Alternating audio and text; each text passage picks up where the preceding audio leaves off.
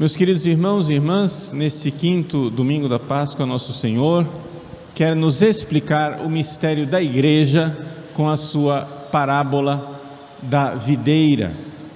É importante para a gente entender o evangelho desse domingo, entender que Jesus está falando da igreja.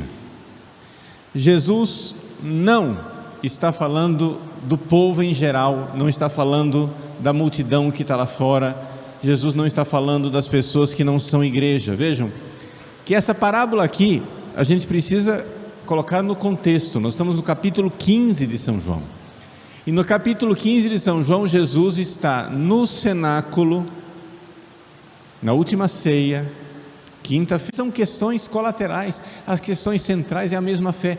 Então você tem que crer em tudo o que crê e ensina nosso Senhor Jesus Cristo na sua santa Igreja Católica ao longo de 2000 anos.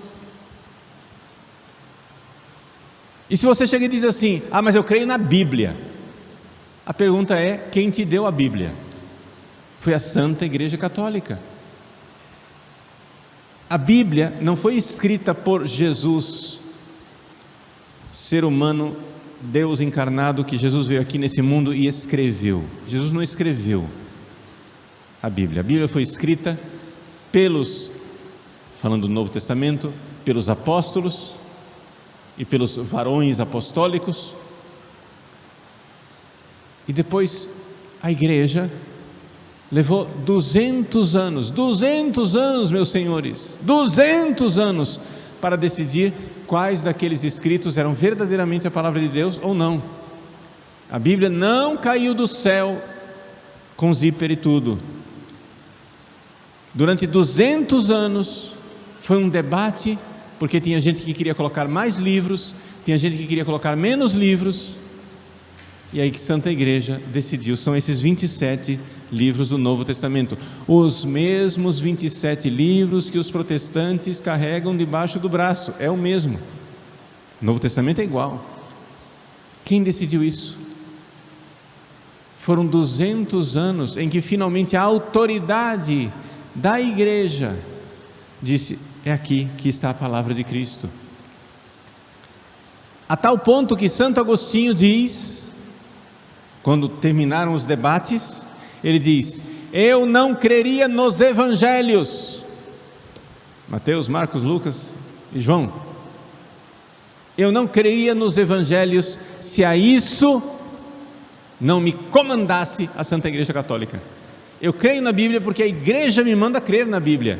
Então, quando nós nos levantamos aqui no domingo para dizer o credo, creio, você não diz creio em Deus Pai Todo-Poderoso, etc, etc, e depois creio na Bíblia. Você não diz eu creio na Bíblia, você diz eu creio na igreja. Mas crer na igreja para colocar a sua alma em paz, crer na igreja não é crer no último pregador que acordou hoje de manhã com alguma ideia translocada. Crer na igreja não é crer em um papa e não crer nos demais papas, crer em um bispo e não crer no restante dos bispos, crer em um padre e não crer no conjunto dos padres em comunhão. Crer na igreja é crer naquilo que esta corrente ininterrupta de sucessão apostólica crê durante 2000 anos. Isso é crer na igreja. Então, se você está crendo uma coisa em que em algum momento não foi crido, ao menos implicitamente, durante 2000 anos, você não está crendo na igreja, não está crendo na fé da igreja. A Santa Igreja Católica é o único acesso que nós temos a Jesus, porque sem ela nós não teríamos nem sequer a Bíblia. Então não pensem: ah, nossa, então nós estamos desamparados, porque aí vai vir um papa, um bispo, um padre, e no arbítrio, no alvitre, no julgamento singular, num capricho da cabeça desse papa, desse bispo e desse padre, vai mudar tudo. Não, meu irmão, não vai mudar. Não vai mudar. Não pode mudar. Porque nós cremos no que creram todos os papas, todos os bispos em santa comunhão com a igreja, todos os padres. É ao longo dos séculos que nós cremos, para que essa corrente de fé chegue até Jesus Cristo lá no início. Então, a primeira coisa que é difícil para você ser parte da igreja é você ter fé. Creio em tudo o que crê e ensina a Santa Igreja Católica. Por autoridade divina, porque Deus, verdade infalível, o revelou. E nesta fé eu quero viver e morrer. Deus é verdade infalível, Deus não se engana e não engana ninguém. Jesus não veio aqui para enganar ninguém. Se Ele falou, se Ele pegou o pão e disse: isto é meu corpo, né? Isto é de verdade o meu corpo, hoc est enim, de verdade o meu corpo. Então Ele não está brincando. E a igreja soube interpretar isso durante séculos. É realmente o corpo ressuscitado de nosso Senhor Jesus Cristo. Corpo, sangue, alma e divindade. A igreja creu isso e crê isso. Pegue todos os santos de 2000 anos, peguem todos os papas de 2000 anos, não há um sequer, não há uma única linha que duvide desta verdade inabalável. Nem antes do Concílio Vaticano, nem depois do Concílio Vaticano II, não tem esse negócio, depois do Concílio Vaticano II mudou a fé. Não mudou a fé, é a mesma. É a mesma. A fé que nós temos na Eucaristia é a mesma. Então, se você não crê nisso, se você acha que o pão e o vinho que o padre consagra no altar é somente pão e vinho, que simboliza Jesus, me desculpe, meu irmão, minha irmã, você não faz parte do corpo de Cristo, porque você não tem fé.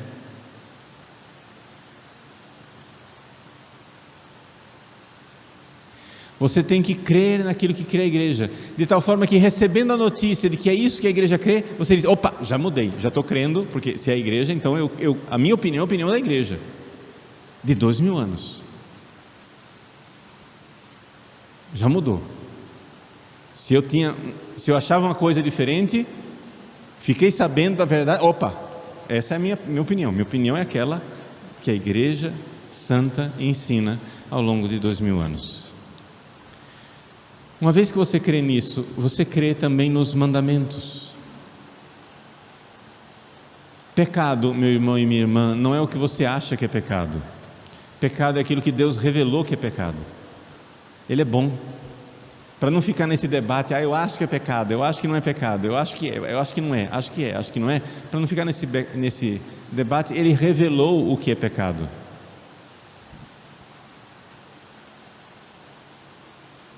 Então, vejam o que diz a segunda leitura da carta de São João. Ele diz assim: esse é o meu mandamento, o seu mandamento. Número 1, que creiamos no nome do seu Filho Jesus Cristo. Então a fé, aquilo que eu falei, crê em tudo que crê e ensina a Santa Igreja Católica. E aí depois vem a obediência dos mandamentos. E nos amemos uns aos outros de acordo com o mandamento que Ele nos deu. Quem guarda os seus mandamentos permanece em Deus e Deus permanece nele. E que Ele permanece conosco, sabemos-lo pelo Espírito que nos deu. Vejam, meus queridos, essa é a realidade de pronto. Se você crê no que crê Jesus, e você guarda os mandamentos, porque depois do batismo você manteve o estado de graça, ou se perdeu o estado de graça, veio se confessar para recuperar o estado de graça. Se você tem a fé da igreja e está em estado de graça, porque você está seguindo os 10 mandamentos, então você é membro vivo do corpo de Cristo. Membro vivo. o que acontece é o seguinte, é que uma vez que você está dentro do cenáculo, que você agora foi batizado, que você está em estado de graça, Jesus vai falar com você. Aí começa a parábola. Olha quanta coisa estava pressuposta nessa parábola. Eu até agora nem comecei a falar com a parábola.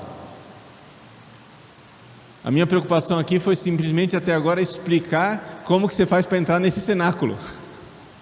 Tem que ter fé, tem que obedecer os mandamentos, estar em estado de graça. E o estado de graça a gente adquire através do batismo, e se perdeu a graça, você se confessa para recuperar a graça. Padre, mas e se eu tenho fé, mas estou em pecado mortal? Eu sou membro da igreja? Sim, é membro da igreja, mas aí eu vou explicar para você qual o problema. Quem é membro da igreja tem que estar em estado de graça e ter a caridade, é o fruto. Jesus diz assim, né, que o ramo que está unido a Jesus, que está recebendo a seiva do Espírito Santo, se você é membro do corpo de Cristo, tem fé e está em estado de graça, você recebe uma capacidade, você tem derramado no seu coração uma capacidade de amar Deus. É aquilo que a gente chama de amor caridade. Esse amor caridade, para quem está em estado de graça, não é? É o pré-requisito para você ter algum fruto, pouquinho que seja, mas você tem que ter algum fruto de amor por Deus, ok? Mas se você não está com a caridade, se você pecou, está em pecado mortal, o que é que acontece? Que o ramo que não dá fruto, ele vai ser cortado, né? Porque quem não permanece em mim será lançado fora como um ramo e secará. Tais ramos são recolhidos, lançados no fogo e queimados. Então, se na hora do juízo, o juízo pode ser no fim dos tempos, quando Jesus voltar, ou o juízo pode ser na hora que você morrer, tá? Se você morrer antes, o seu juízo é na hora que você morre. Se você não morrer antes da vinda de Cristo, o juízo é na hora que Jesus volta. Quando vier o julgamento, Ele irá passar na sua videira, na sua igreja, e vai olhar se cada ramo tem nele a caridade, o fruto, a caridade, o amor. Ou seja, na prática, vai olhar se você está em pecado mortal ou não. Se você está em pecado mortal, você não tem a caridade ativa dentro de você. Então este ramo que está na igreja, porque tem fé, mas perdeu a caridade, porque está em pecado mortal, na hora do juízo, Deus vai cortar e tchau. Será lançado no fogo eterno. Isso que eu estou ensinando é o que a igreja ensinou durante 2000 anos, tá, gente? Ai, padre, mas o senhor está sendo muito rigoroso. Gente, eu não estou sendo rigoroso. É por isso, alô, aqui, atenção, alô.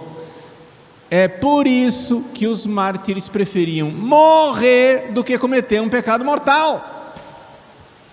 Senão, como é que você explica que o sujeito está disposto a perder a família dele, a vida dele, a propriedade dele, tudo que ele tem para não cometer um pecado mortal? Como é? Por que é que os mártires morriam? Me explica, se não é desse jeito que eu estou falando. Você faz parte da igreja, aquela lá dos mártires santos, ou você faz parte da igreja que acaba de ser inventada pelos moderninhos do século 21? Qual é a sua igreja? Me desculpe, eu faço parte da igreja dos mártires. Qual é a explicação de uma pessoa preferir dar a vida, perder a vida, derramar o sangue para não cometer um pecado mortal? Me diz que explicação. Só pode ter uma, é que depois tem o inferno. Se eu cometer um pecado mortal e morrer em pecado mortal, eu irei para o inferno.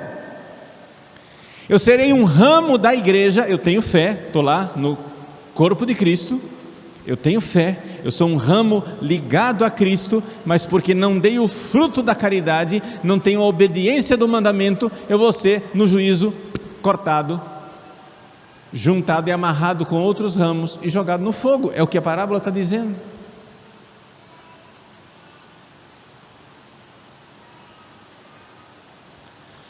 Agora, se você permanecer na caridade, ou seja, se você obedece os mandamentos, se você está em estado de graça, nem por isso, atenção, quer dizer que Deus vai deixar você tranquilinho. Não, Deus quer mais amor, porque nós fomos feitos para dar muito fruto e fruto em abundância. Então o que é que Deus faz com aqueles ramos que Ele vê que tem amor, mas Ele quer mais amor? Deus limpa o ramo, Deus poda, porque isso é uma coisa que nós brasileiros não entendemos, porque tirando Rio Grande lá no sul e na Bahia, onde se cultiva uva para fazer vinho, né? Nós brasileiros não estamos acostumados como é que funciona a uva.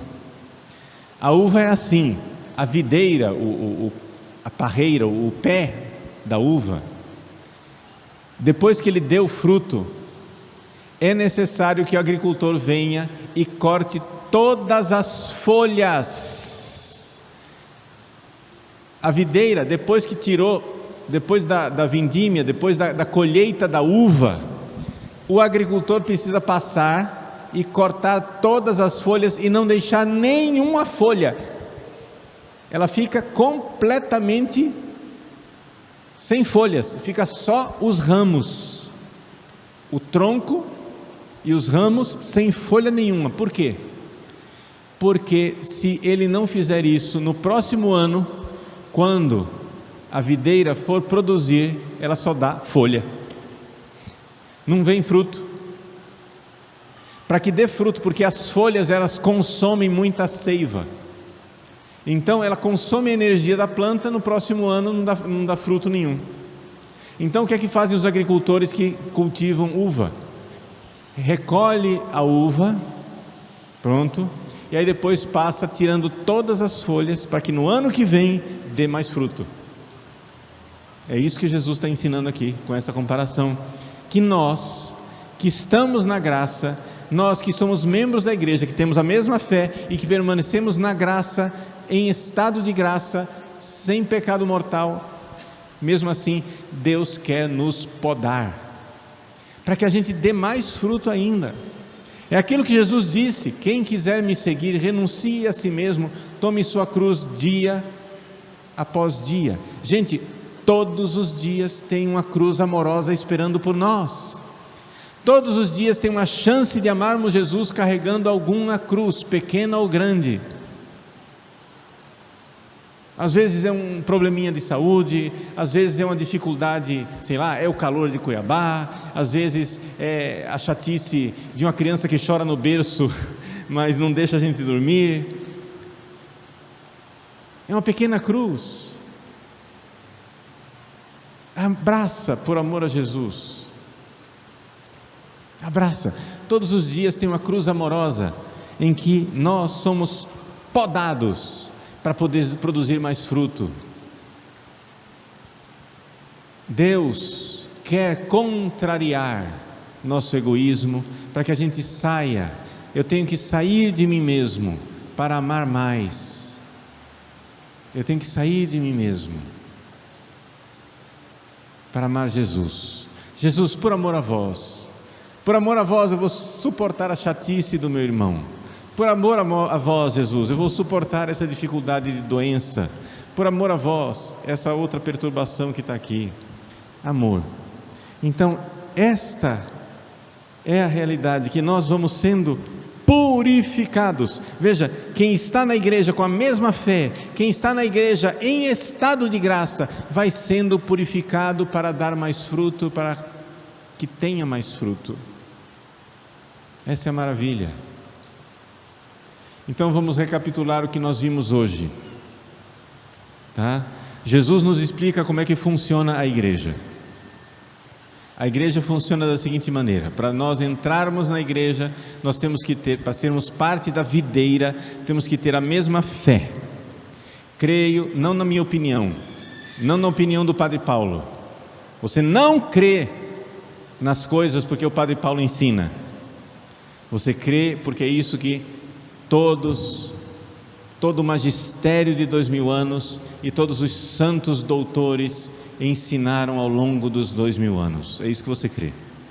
Creio em tudo que ensina a Santa Igreja Católica. Porque Deus, verdade infalível, revelou isso através do seu Filho Jesus Cristo. E Jesus deixou a igreja nesse mundo, que é membro do seu corpo, seu único corpo, a Santa Igreja Católica. Se você crê nisso, então você é batizado. Se você é batizado, você permanece em estado de graça. Se você perdeu o estado de graça, você vem se confessar para poder recuperar esse estado de graça. E então, você, na graça, obedecendo os mandamentos, você então ama. E vai sendo podado pelas contrariedades da vida, e vai crescendo, e vai sendo alimentado também. Permanecei em mim, Eucaristia. Você vai comungando e vai recebendo um alimento espiritual, para poder crescer e amar cada vez mais. Está aí explicada a Santa Igreja de Deus, nessa parábola belíssima da videira e dos ramos. Por isso, meus irmãos, queiramos viver isto. Esse é o nosso projeto de vida. Nós viemos ao mundo para isto e para nada mais. O resto é detalhe, o resto é enfeite. A essência da nossa vida é essa: permanecei em mim, permanecei no meu amor. Essa é a nossa fé, é nessa fé que nós queremos viver e morrer.